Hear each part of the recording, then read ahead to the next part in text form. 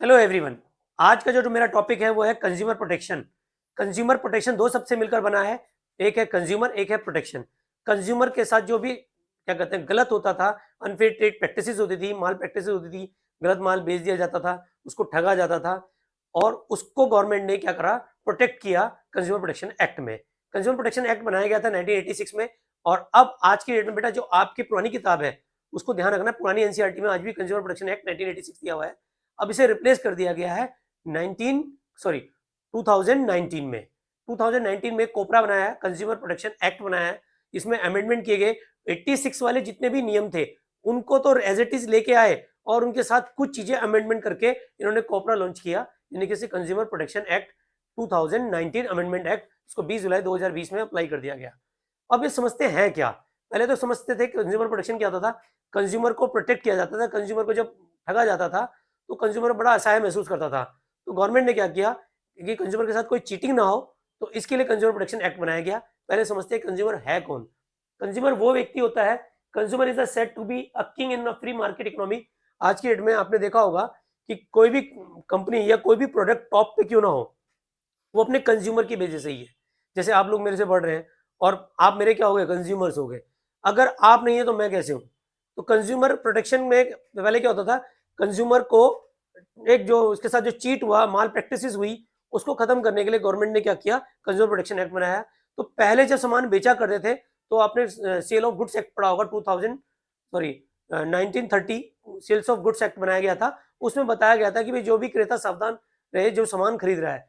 जो पहले जो अर्लियर अप्रोच हुआ करती थी, caveat emptor, which means let's the buyer behaviour, मतलब जो सामान खरीद रहा है वो सावधान रहे, पूरे देख परख के सामान खरीदे, जो भी अगर गलती हुई तो वो उसके लिए वो खुद जिम्मेदार होगा। लेकिन ये अब नहीं है। अब क्या चेंज हो गया, has now been change to the caveat venditor let the seller behaviour. अब जो सामान बेच रहा है वो सावधान हो जाए। अगर आप गलत सामान बेचेंगे तो कंज्यूमर तो आपके पास एक्शन लेगा ही लेगा, और साथ में गवर्नमेंट भी आप पे एक्शन लेगी और आपके बिजनेस को बंद कर देगी। तो पहले जब सामान बेचते समय जो सेलर था वो सावधान नहीं होता था, सेलर जानबूझ के गलत माल बेचता था, गलत प्रैक्टिसेस करता था, तो कंज्यूमर को पता नहीं चल पाता था। लेकिन अब नहीं है। जब से 2019 इसमें अमेंडमेंट किया गया तब से कंज्यूमर के पास और अधिक पावर आ गई।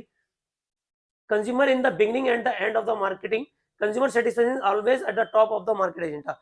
हर मार्केट का एजेंडा रहता है कंज्यूमर को टॉप पे लाया जाए, क्योंकि आज हर कंपनी देखो आफ्टर सेल सर्विसेज भी दे रही है। उसका कारण यह है कि कंज्यूमर आज की डेट में उस जगह पे शिफ्ट हो जाता है जहां पे उसे लगता है कि भैया मेरे साथ कोई, मतलब इस कंपनी में मेरे को सर्विसेज अच्छी मिल रही है। जैसे आप किसी दुकान से सामान खरीदते हैं तो आप क्या करते हैं, उसकी एडवर्टाइजमेंट करते हैं, उसे बोलते हैं कि आप यहाँ से सामान खरीदो, यहाँ से अच्छा है। पहले क्या होता था, किसी दुकानदार ने लूट लिया, एक कस्टमर अपने आप को ठगा महसूस करता था, वो क्या कर सकता था, उसके पास कुछ होता नहीं था। वो ये बोलता था अरे भाई लूट लिया तो लूट लिया यार, मेरी क्या है, बस उसको गालियां दे के निकल जाता था, कुछ कर नहीं सकता था। लेकिन अब नहीं। अब इसके लिए गवर्नमेंट ने क्या करा, इसको हम समझते हैं इसकी इंपॉर्टेंस क्या थी, कंज्यूमर प्रोटेक्शन की क्यों बनाया गया, क्या इंपॉर्टेंस है। अगर हम बात करते हैं कंज्यूमर पॉइंट ऑफ व्यू से तो तीन चीजें आती है। सबसे पहले आता है कंज्यूमर इग्नोरेंस, फिर आता है अनऑर्गेनाइज कंज्यूमर, फिर आता है wide spread exploitation of consumer. Consumer point of view से पहली हेडिंग जो बात करते हैं वो है कंज्यूमर इग्नोरेंस। कंज्यूमर इग्नोरेंस का मतलब है पहले कंज्यूमर को इग्नोर कर दिया जाता था, उसके हितों को ध्यान में नहीं रखा जाता था, उसके साथ जो भी चीटिंग हुई, जो भी प्रॉब्लम्स हुई, उसके लिए वो अकेला जिम्मेदार होता था। और उसको जब पता नहीं होता था, जब पता चलता था जब उसके साथ कोई गलत हो जाता था। जैसे आप मोबाइल लेके आए, फट गया मोबाइल, या कोई सामान लेके आए खराब था, दुकानदार ने आपको सही सामान दिखाया लेकिन जब आपको डिलीवर्ड किया तो वो खराब सामान, आप दुकानदार पर शिकायत करने लगे, दुकानदार कहा मेरे यहाँ से तो सही गया था भाई, हमें नहीं पता। वो आपको, फिर आप क्या करोगे, पैर पटकते जाओगे, अगली बार आपकी दुकान में नहीं आऊंगा। वो अपने आप को मन ही मन में बड़बड़ाता हुआ निकल जाता था। लेकिन आज की डेट में ऐसा नहीं है। आज की डेट में मतलब क्या है, कंज्यूमर कोई क्या है, किंग ऑफ मार्केट है। अगर कोई, अगर दुकानदार उसके साथ चीट करता है तो कंज्यूमर को कंज्यूमर प्रोटेक्शन एक्ट क्या करता है, कंज्यूमर को प्रोटेक्ट कर देता है। फिर आता है अनऑर्गेनाइज कंज्यूमर। एक कंज्यूमर क्या था, अनऑर्गेनाइज था, उसे पता नहीं था, उसके अधिकारों का नहीं पता था, उसको कोई साथ अगर चीटिंग भी होती थी तो वो ना तो केस फाइल कर पाता था। लेकिन जब कंज्यूमर प्रोटेक्शन एक्ट बनाया गया तो साथ साथ में क्या हुआ, कुछ एनजीओज भी इस में आई, मतलब नॉन गवर्नमेंट ऑर्गेनाइजेशन जो है वो क्या करती थी, कंज्यूमर को प्रोटेक्ट का ध्यान रखती थी। वो कंज्यूमर को बताती थी आपके साथ जो गलती हुई आप यहाँ पे केस दायर कीजिए, हम आपके साथ खड़े हैं। और इस तरह की ऑर्गेनाइजेशन आज की डेट में भारत में काम कर रही है, लेकिन कम स्तर पे है, बहुत ज्यादा नहीं है। लेकिन हाँ, कंज्यूमर प्रोटेक्शन एक्ट बनते ही कंज्यूमर को पता चल गया उसके अधिकार क्या है, उसके राइट्स क्या हैं, जिससे वो क्या रहा कि अच्छी तरीके से काम कर पाया। नेक्स्ट आता है वाइड स्प्रेड एक्सप्लॉइटेशन। कंज्यूमर का जो शोषण एक तरफ से नहीं होता था, बहुत लंबे स्तर पे शोषण होता था।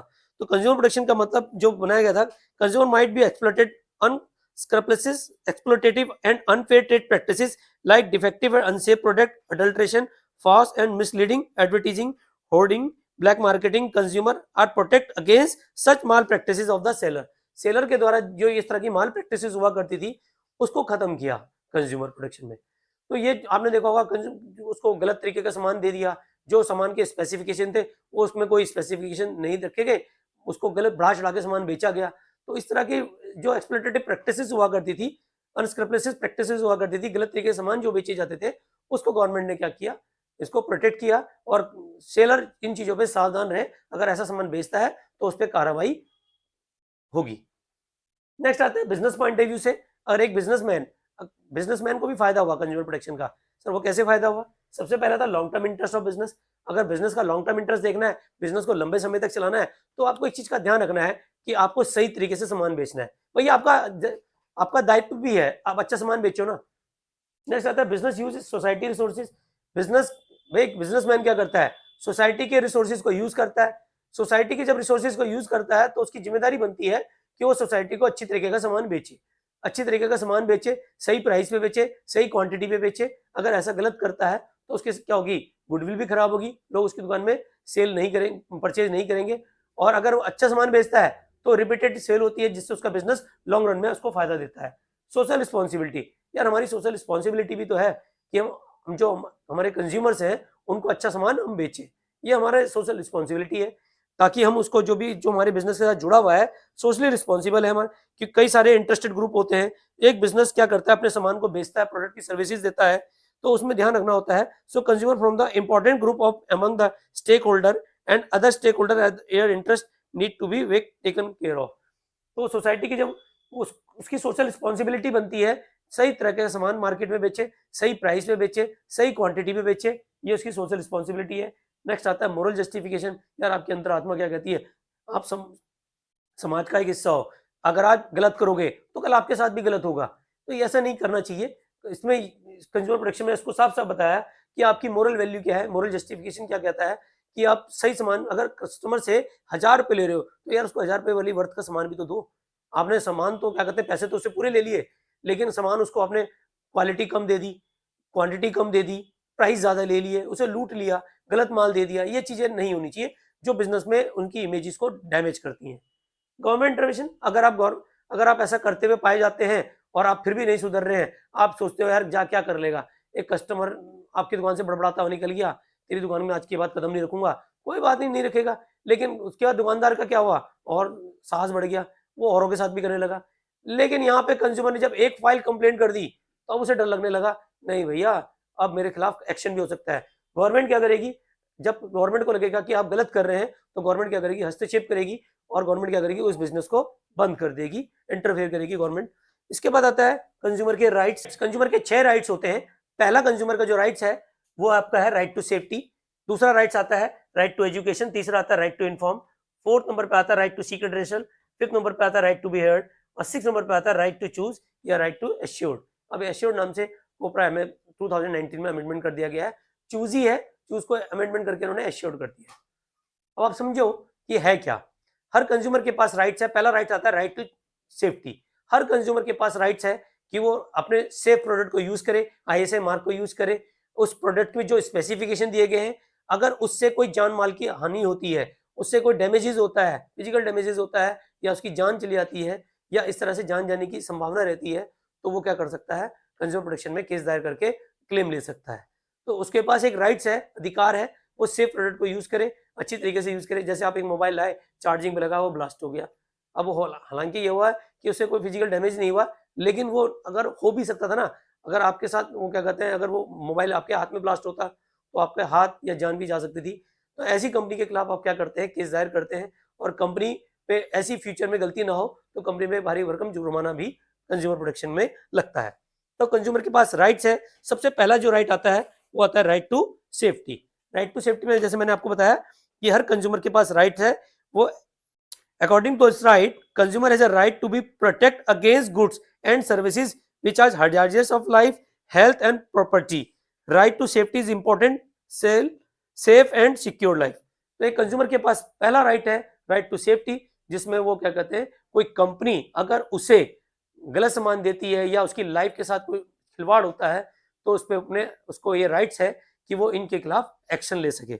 सेकंड आता है right to be inform.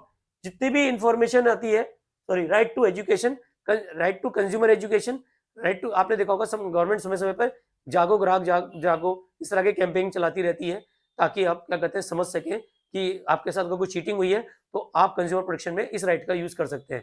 Consumer को एजुकेट होना, कंज्यूमर, क्योंकि देखो हर चीज में कंज्यूमर को पहले नहीं पता होता था, लेकिन आज की डेट में जब कंज्यूमर प्रोटेक्शन एक्ट बनाया गया, सरकार समय समय पर कैंपेन भी निकालती रहती है, जागो ग्राहक जागो, आप समझो अपने अधिकारों को, क्या आपके पास अधिकार है।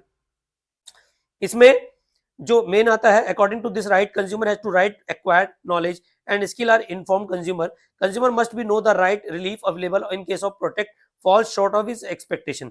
अगर कोई प्रोडक्ट उसकी एक्सपेक्टेशन से कम आता है तो उसके पास राइट्स बनता है इस राइट्स को लेने का, यानी कि राइट टू एजुकेशन। उसको अपने अधिकारों की पता होना चाहिए, अधिकारों का पता होना चाहिए, तभी तो वो एक कंज्यूमर को जब अपने अधिकार पता होंगे तो कोई भी उसके साथ चीट नहीं कर पाएगा। नेक्स्ट आता है राइट टू इन्फॉर्म। उसको उस प्रोडक्ट की सारी इंफॉर्मेशन पता होनी चाहिए। जब आप एक मोबाइल खरीदते हैं तो उसके सारी स्पेसिफिकेशन एक बुकलेट के रूप में मिलते हैं, गाड़ी खरीदते हैं तो एक बुकलेट मिलती है जिसमें उसके बारे में सारी इंफॉर्मेशन होती है, यानी कि प्रोडक्ट को कैसे यूज करना है ये आपका अधिकार है, आपको उसके बारे में जानकारी पता होनी चाहिए। जो प्रोडक्ट आप यूज कर रहे हैं उन, जैसे आपने चिप्स का पैकेट लिया, उसमें कौन कौन से इंग्रीडिएंट्स मिलाए गए हैं आपको पता होना चाहिए, ये आपका अधिकार है। तो एक और कंज्यूमर को इन चीजों की इंफॉर्मेशन पता होनी चाहिए। नेक्स्ट आता है right to seek redressal. Right to seek redressal का मतलब है एक कंज्यूमर के पास राइट्स है कि जो कंज्यूमर के साथ चीट हुआ है उसके खिलाफ जो कंपनी से वो जुर्माना वसूल कर सकता है, उसके साथ क्या क्या उसको रिलीफ अवेलेबल है। According to this right consumer has a right to get relief in case of product और services fall short his expectation. अगर प्रोडक्ट उसके एक्सपेक्टेशन से कम है तो वो क्या कर सकता है, कंज्यूमर प्रोटेक्शन एक्ट में जाके कंज्यूमर फॉर्म में केस दायर करके अपने जो उसके एक्सपेक्टेशन से कम है माल या गुड्स, अगर कंज्यूमर जो उसको सामान बेचा गया है अगर वो गलत दिया गया है तो वो क्या कर सकता है, केस दायर कर सकता है और रिलीफ ले सकता है इसके लिए। नेक्स्ट आता है राइट टू बी हर्ड। अब उसको सुनेगा कौन भाई, जब आपकी बात दुकानदार नहीं सुन रहा है तो आपको आपकी बात कौन सुनेगा, कोर्ट सुनेगा। कोर्ट आपकी बात सुनता है और वो देखता है कंज्यूमर प्रोटेक्शन एक्ट में आप क्या करोगे। आपके पास 3 फॉर्म आती है, डिस्ट्रिक्ट, स्टेट, नेशनल, उनमें मैं आपको आगे की टॉपिक में बताऊंगा कि इनमें क्या क्या चीजें आती हैं, लेकिन इनमें आपको क्या क्या रिलीफ अवेलेबल है तो सीक टू रिड्रेसल में ये बताया गया है कि आपको क्या क्या रिलीफ अवेलेबल है। प्रोडक्ट के प्राइस आपको मिलेंगे, गुड्स मिलेगा, या जो भी सामान डैमेजेस हुआ है, नुकसान हुआ है, उसमें क्या क्या आपको कंपनसेशन मिलेगा, ये सब सीक रिड्रेसल में आता है। फिर राइट टू चूज या एश्योर्ड। राइट टू चूज मतलब है कंज्यूमर के पास पूरा राइट्स है, जो भी वो सामान खरीदने जाए कोई दुकानदार जबरदस्ती आपको सामान ना दे, आपके पास राइट्स है, आप अपने हिसाब से चूज कर सकते हैं। राइट टू मतलब एश्योर्ड, जो आपको सामान लेना है वो आप ले सकते हैं। आई होप क्लियर हो गया होगा। नेक्स्ट आता है आपके पास क्या कंज्यूमर की रिस्पॉन्सिबिलिटीज है।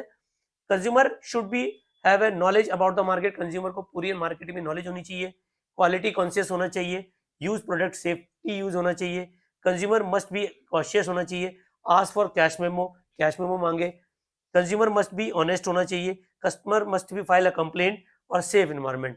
अगर बात करते हैं तो ये हमारे पास 8 रिस्पॉन्सिबिलिटीज है कंज्यूमर की। भाई एक दुकानदार आपको बिल नहीं दे रहा, आपकी रिस्पॉन्सिबिलिटी, नहीं दे रहा तो तुम मांग लो ना यार, गलत थोड़ा ना हो जाएगी।